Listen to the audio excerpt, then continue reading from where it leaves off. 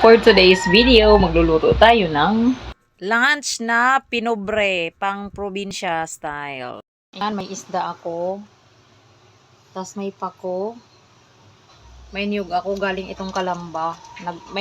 May nagputol ng niyog doon sa site na sinurvey ni Romel. Tapos inuwi niya. Tapos ito, meron akong kamote. Tapos nagsaing ako ng kanin. Habang nakasalang ang aking isda ay naghihimay ako netong pako. Tapos binalatan ko na tong nyog para ito ay makayod na dahil 11:30 na. Dadating na si Bunso. Medyo matigas na siya balatan guys kasi super tuyo na siya dahil mga 1 month na siguro to inuwi ni Romel dito. Di ko pa nagagamit.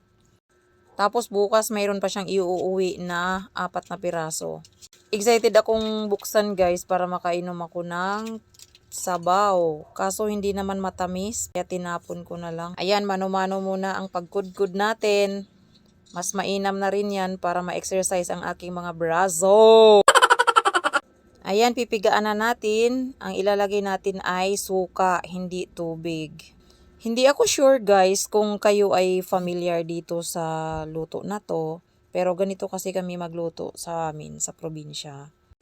Ayan, ang pako, binablanch lang natin. Super saglit lang siya para hindi siya malata. Kasi madulas siya pagka na-overcook. O, diba? Saglit lang. I-drain lang natin.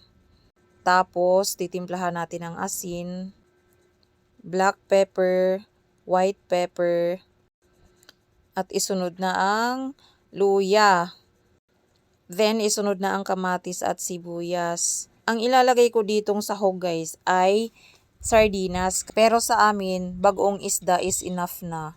Nag-add na rin ako ng brown sugar para pang balance lang ng lasa. At yan, kainan time na.